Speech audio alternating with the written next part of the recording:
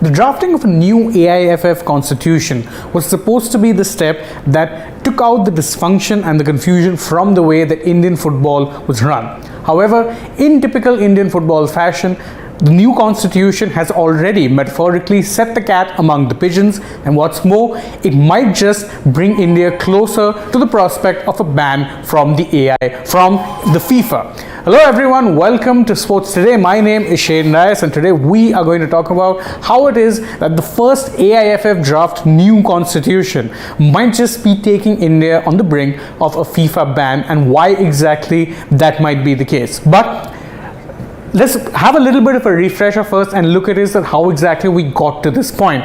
Remember, the Praful Patel the time when Praful Patel was leading the AIFF was brought to an end after intervention from the Supreme Court, who then decided to appoint a committee of administrators and put them in place so as to not only get fresh elections, presidential elections, but also to put in place a new AIFF constitution. Now, obviously, these were things that were considered in Indian football circles and Indian sporting circles important steps for many. In fact, the Praful Patel administration had overstayed their welcome due to the fact that elections had not been called, and due to the fact that the court case was in fact still taking place regarding this very issue. However, the Supreme Court finally brought an end to that administration, but that intervention did lead to a bit of trouble because FIFA, who normally do not take kindly to what they see as interference, especially national interference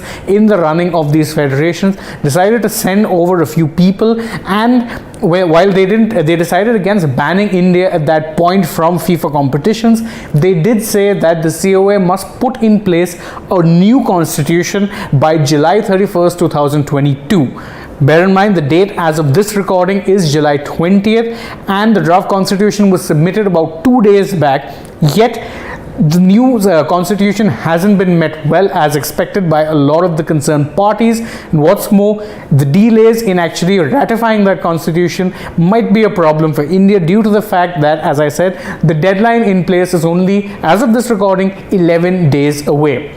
Now, where exactly do these problems stem from? That's something that we're going to take a look at now. Now, first off, it's worth noting that there are two parties who are really unhappy with the way that this constitution has been drafted. Now, one of those would be, of course, the state footballing associations, most of whom have a few problems which are, of course, listed here, but I'm going to go over in some detail. First off, it's worth noting that there are 20 clauses in the draft constitution that they have raised objection to, but the more important and bigger ones have been mentioned here. First off, it is a known fact that in the AIFF executive committee that will be formed after the ratifying of this constitution, the state boards want 5 vice presidents to be part of that 12-member committee. The reason being that the 5 vice presidents would cover all 5 zones in India and therefore ensure some degree of representation on the executive committee. But the draft constitution which has been proposed does not in fact have even one vice president in the 12-member committees, and what's more, there are also some disagreements which are being made over who exactly can be office bearers. The most specific one being that if anyone is part of the AIFF in the term of an office bearer, they cannot be part of any other sporting association which is affiliated to the IOA and which comes under the National Sporting Code. So obviously that is also a bit of a problem for people who would be holding multiple positions, and thus it has come up as a bit of an issue. However, that's not the only major issues that have been in place. One of the other issues that has also there is that, there is a lot of confusion according to the people who are running the state associations. They're saying that there are a lot of problems with the fact that while on one hand there are certain provisions that would come under the National Sporting Code, they are not being implemented for the new AIFF board. One of them being the fact that normally under the National Sporting Code, presidents of an association are allowed 3 consecutive terms as president, yet in the AIFF case what's being mentioned is that you're allowed 2 terms before you enter into what is known as a cooling off period. So obviously that is also seeing something as a bit of an issue. But another issue which is coming up is the fact that an Article 20.2 is a major sticking point. The major problem there is that what is being suggested or recommended is that all state FAs should have one former eminent player who would be there as one of two voting members of the AIFF general body. This has become a bit of a sticking point because I don't think a lot of the state associations are very happy with having to bring in one former eminent player, and the definition be considered an eminent player is in itself a bit broad. So obviously these are the major problems which the state associations have, and they're not very happy with how things are going in this regard. But what to make things worse, they are the only stakeholders of the AIFF who are unhappy with all this.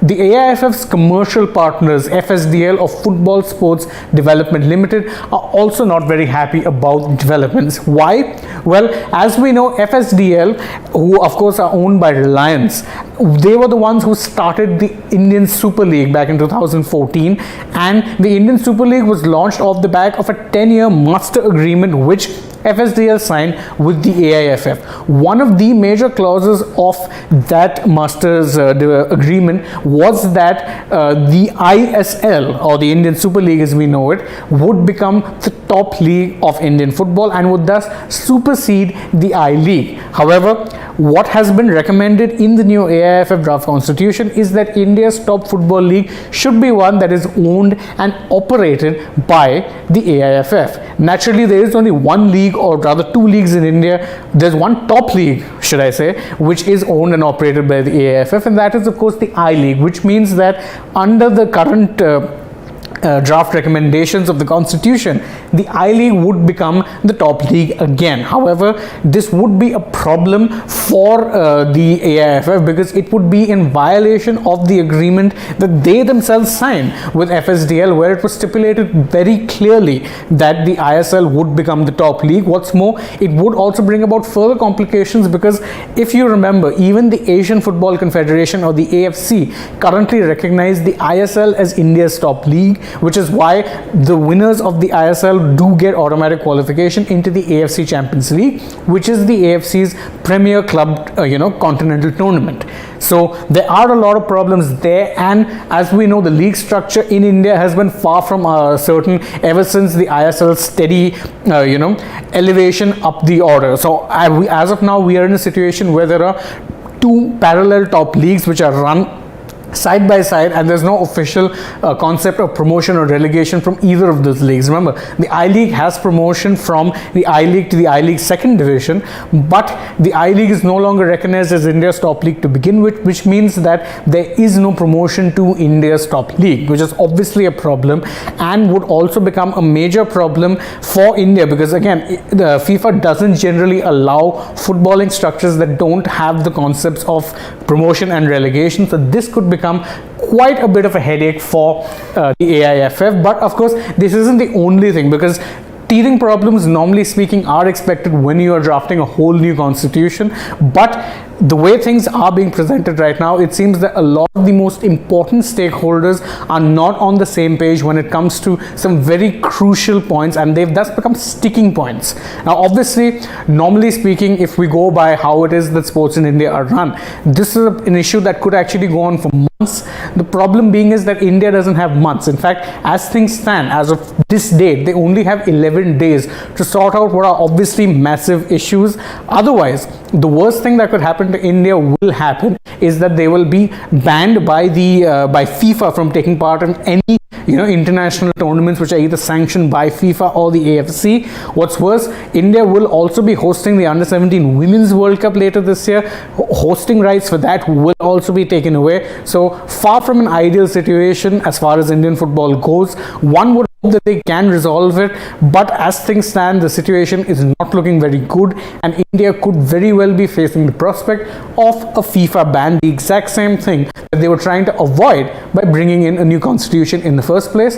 And this would be the end of this particular video, so thank you all so much for joining us. Please don't forget to like, share it with your friends, leave us a comment below. Do you think the chaos is good for Indian football? What do you think can be done to resolve this entire situation? Last but not least, don't forget to subscribe and tap the bell icon so that you know every single time we're going live or uploading a new video. As always, I've been Shane Rice. Thank you for joining us.